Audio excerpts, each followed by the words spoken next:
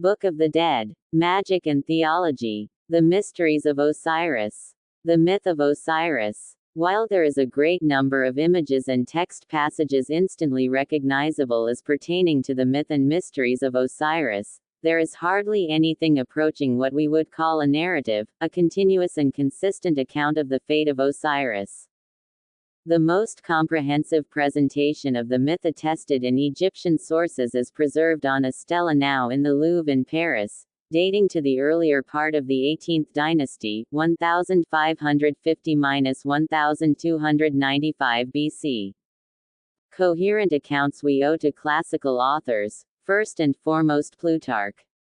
The narration included in his book De Icide et Osiride, written in the early 2nd century AD, informs our concept of the myth of Osiris.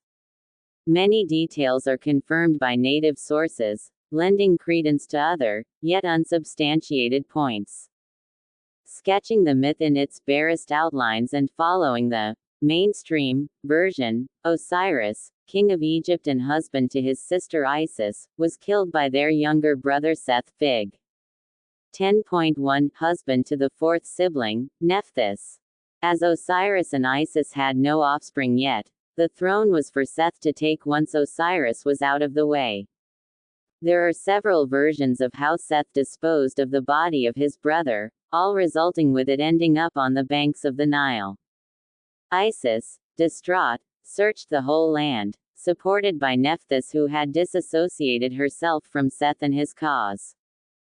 Having finally recovered Osiris, his body was brought to the safety of an embalming hall where, by means of lament, recitation of glorifications, and embalming, he was revived to a state enabling him and Isis to create an heir, Horus.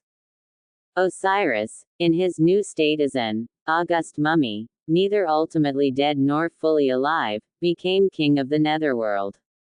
Horus, while still a child, was hidden and protected by Isis and Nephthys. Having grown up, he contended with the usurper and murderer Seth, eventually, by combat and by court decision, obtaining victory and the throne of Egypt. Seth's murderous act is hardly ever addressed in a straightforward fashion, in order to avoid lending enduring reality to it. Therefore, for instance, the Louvre stela account begins rather abruptly with Isis looking desperately for her brother, the murder being an implied precondition. The text of the myth is preceded by two significant sections. The first, taking up the first half of the entire stela, is an extensive hymn to Osiris, emphasizing his qualities as a sovereign and warrior, with great strength when he fells the rebels and kills the enemy, who casts his terror among his foes, who reaches the farthest limits of evil, whose heart is firm when he crushes the enemies.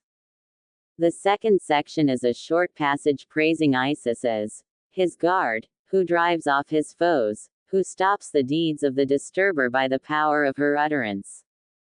Both sections render apotropaic precedence to the happy outcome. The second functions moreover as a transition, bringing Isis into focus as the central agent and catalyst of the unfolding events.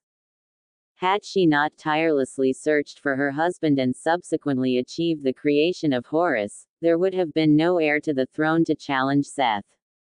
Several texts refer to this achievement of Isis as her having acted as a man even though she was a woman, thereby emphasizing her active role in the procreative act. A passage in a late liturgy, uttered by Isis and addressed to Osiris, neatly sums up her crucial role. I am your sister Isis. There is no god who accomplished what I accomplished, or goddess either. I acted as a man even though I am a woman, in order to make your name live on earth. Your divine seed was in my womb, and I placed him, Horus, upon the earth, so that he might defend your character, so that he might heal your suffering, so that he might inflict injury upon him who caused it. Seth has fallen to his slaughter, and the confederates of Seth are a burnt sacrifice. The throne of Jeb is yours, as you are his beloved son. Book of